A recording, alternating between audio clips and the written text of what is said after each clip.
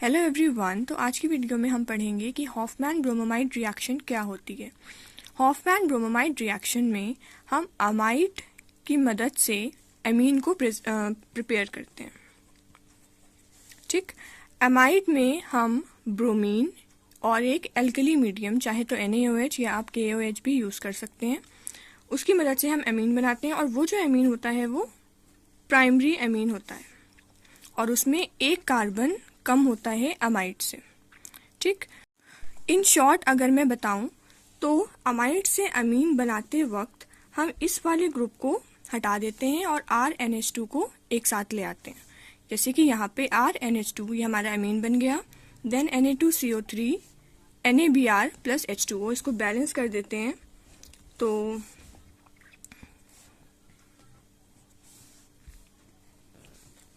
Balance करना आप practice करते रहेंगे तो बैलेंस करना आ जाएगा। एक एग्जाम्पल देख लेते हैं, बेंजामाइड का एग्जाम्पल ले लेते हैं। ठीक, C6H5 C double bond O NH2 plus Br2 plus NaOH। तो अब इस रिएक्शन को कैसे करेंगे, जैसा हम लोगों ने ऊपर किया कि R के साथ ही हमने NH2 जोड़ दिया और ये वाला ग्रुप रिमूव हो गया। तो सिमिलरली यहाँ पे करेंगे C6H5, ये वाला ग्रुप हटा के यहाँ पे NH2, ये हमने लिया था बेंजामाइड, और फिर Na2CO3 plus NaBr plus H2O, इसको बैलेंस कर देते हैं। सेम जैसा हमने ऊपर किया था वही इसमें भी, क्या ऐसे हम अलग अलग एग्जाम्पल्स भी ले सकते हैं। अब ये पूरा जो प्रोसेस है ये कैसे हुआ, ये पूरी रिएक्शन कैसे हुई, ये हम लोग देखेंगे थ्रू रिएक्शन मैकेनिज्म। तो चलिए रिएक्शन मैकेनिज्म करते हैं। तो अब हम लोग देखेंगे रिएक्शन मैकेनिज्म कि ये रिएक्शन कैसे हुई। पहले हम लोग एमीन लेंगे, RC double bond O NH2 को हम इस तरह लिखेंगे।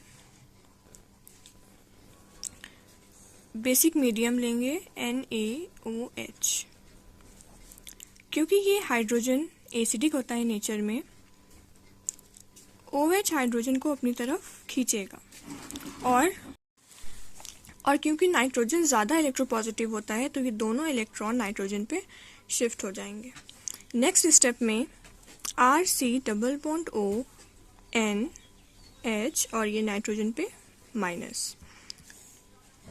उसके बाद इस माइनस की वजह से जो ब्रोमीन है हमारा, उसकी डाइपोल इंड्यूस हो जाएंगे। डाइपोल इंड्यूस होने की वजह से यहाँ पे पार्शियल पॉजिटिव और यहाँ पे पार्शियल नेगेटिव आ जाएगा। नाइट्रोजन अपने दोनों इलेक्ट्रॉन इसको दे देगा और फिर ये ब्रोमीन के जो इलेक्ट्रॉन है वो इधर शिफ्ट हो जाएंगे। अब हमारा क्या बनेगा, अब हमें मिल जाएगा RC double bond O NHBr। ये जो बना इसको हम कहते हैं N ब्रोमोमाइड।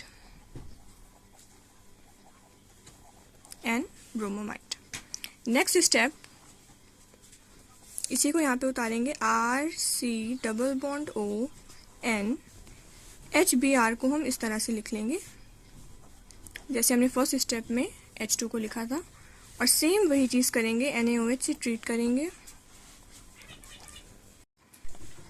ये जैसे फर्स्ट स्टेप में हुआ था सेम वैसे ही होगा, ये हाइड्रोजन पे शिफ्ट हो जाएगा और क्योंकि ये ज़्यादा इलेक्ट्रो पॉजिटिव है तो ये इसके दोनों इलेक्ट्रॉन नाइट्रोजन पे शिफ्ट हो जाएंगे हाइड्रोजन के।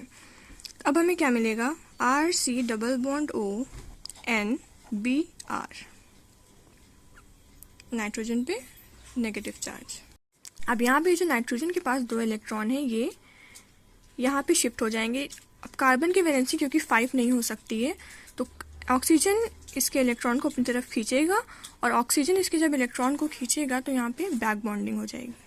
इस बैक बॉन्डिंग होने की वजह से ये जो R है ये हमारा रिमूव हो जाएगा। अब यहाँ पे हमें क्या मिल जाएगा, ऑक्सीजन डबल बॉन्ड के साथ C है और यहाँ पे डबल बॉन्ड के साथ N है और Br। अब इस स्टेप में क्या होगा कि जो ब्रोमीन है हमारा, जितने भी हमारे हैलोजन ग्रुप होते हैं वो बहुत अच्छे लीविंग ग्रुप होते हैं। तो यहाँ पे जैसे ही ये 2 इलेक्ट्रॉन ब्रोमीन पे शिफ्ट होंगे, ब्रोमीन लीव कर जाएगा और जो हमारा R निकल चुका था वो यहाँ पे N के साथ जुड़ जाएगा। तो हमारे पास आ जाएगा O double bond C double bond N और R। अब यहाँ से हमारा एमीन बनना शुरू हो रहा है। R और N हमको मिल चुका है, हमें H2 चाहिए। तो उसके लिए हमें अलग से एक वाटर को ऐड करना पड़ेगा, H2O को ऐड करना पड़ेगा। H2O हम ऐड कर देते हैं। O डबल बॉन्ड C, यहाँ पे H2O ऐड हो जाएगा।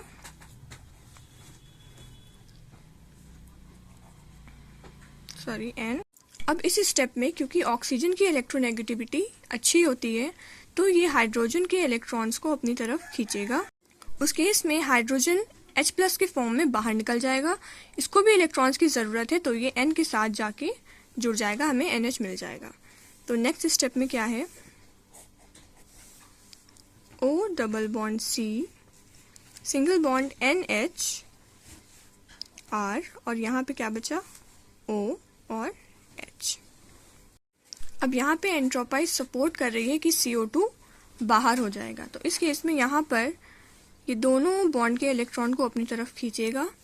कार्बन के इलेक्ट्रॉन इधर शिफ्ट होंगे तो ये हाइड्रोजन इसके साथ जुड़ जाएगा। CO2 बाहर हो जाएगा, CO2 यहाँ पे रिमूव हो जाएगा और हमें मिल जाएगा RNH2 जो कि एमीन हमें चाहिए था। अब क्योंकि रिएक्शन हमने NaOH के साथ कराई है, NaOH CO2 के साथ मिलके बना लेगा Na2CO3। तो ये थी हमारी हॉफमैन ब्रोमाइड की पूरी रिएक्शन और उसका मैकेनिज्म।